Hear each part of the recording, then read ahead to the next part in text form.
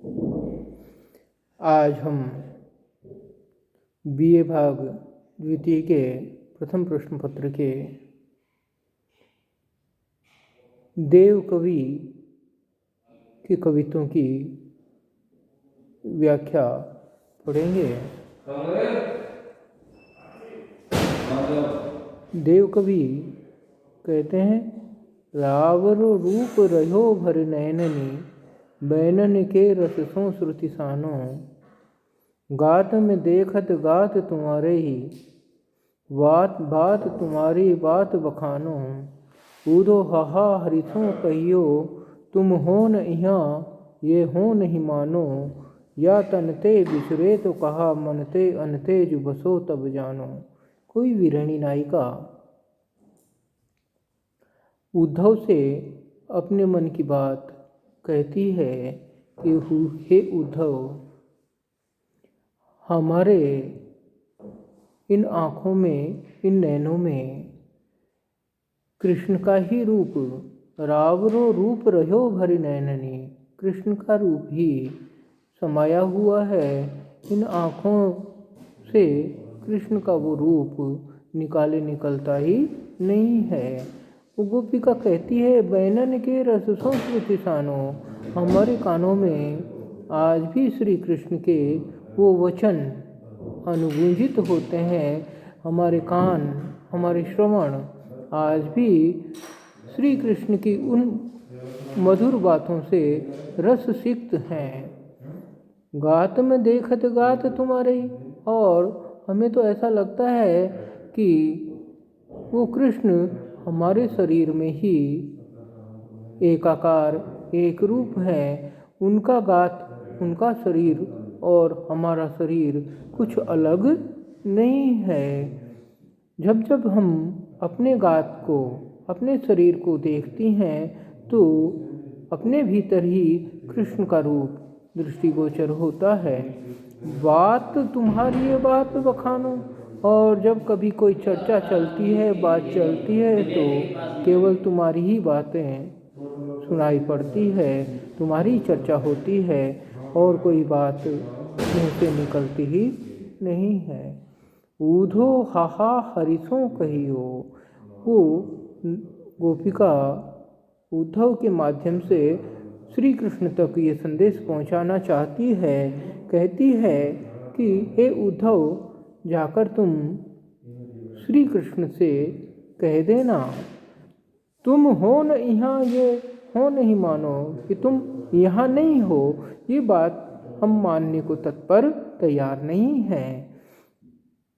वो गोपिका कहती है, या तनते बिछुरे तो कहा, तुम भले ही हमारे शरीर से दूर हो गए हो, बिछुड़ गए हो, लेकिन गोपिका कहती है, मनते अनते जू बसो तब जानो, मन से कहीं दूर जाकर बसो, मन से, हमारे मन के भीतर से आप निकल जाओ, तब हम जाने कि आप हमसे दूर हो गए हैं।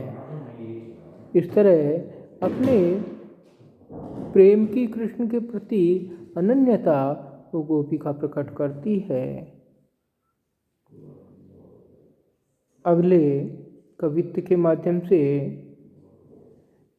कविदेव किसी नायिका के रूप और सौंदर्य की चर्चा करते हुए कहते हैं, गंग तरंगिनी बीच वरंगिनी ठाढ़ी करे जप रूप उदोती, देव दिवाकर की किरणें निकसे विकसे मुख पंकज ज्योति, नीर भरी निचुरे अलकें छुटी के छलकें मनु मांगते मोती, बिज्जुल सी झलकें लपटें कन कज्जल से अंग उज्जवल धोती।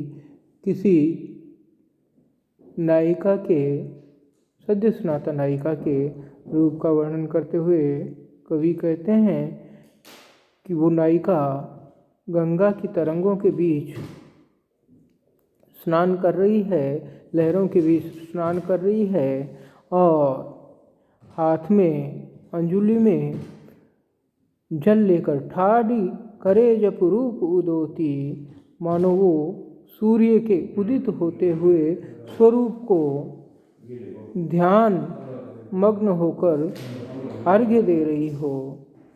देव दिवाकर की किरणें, और कवि देव कहते हैं कि दिवाकर की किरणें उस स्नान करती हुई और सूर्य को अर्घ्य देती हुई नायिका के चेहरे पर सूर्य की रश्मियाँ पड़ रही हैं, किरणें पड़ रही हैं, और ऐसा लगता है निघसे विघसे मुख पंकज ज्योति, मानो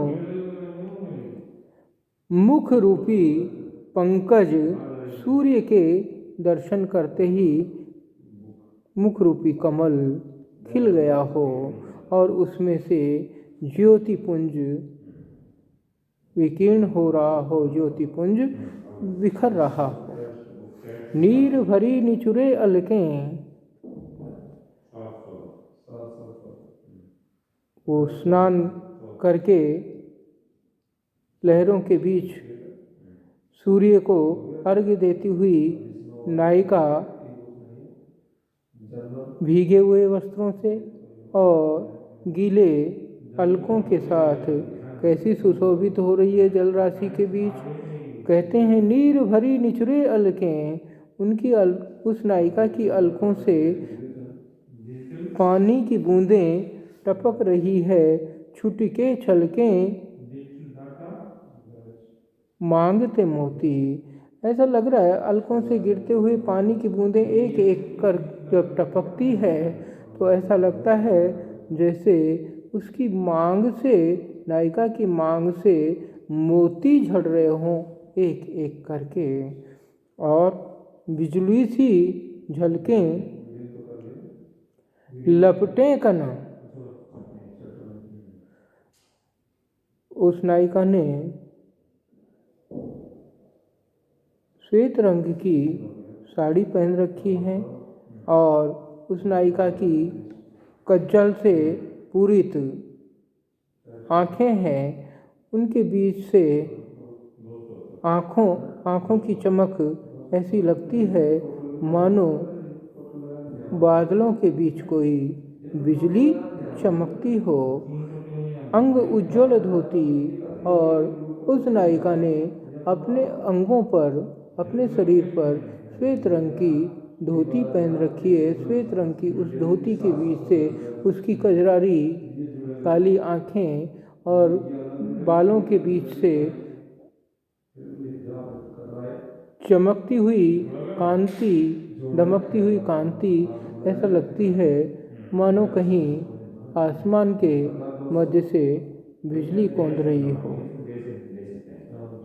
धन्यवाद।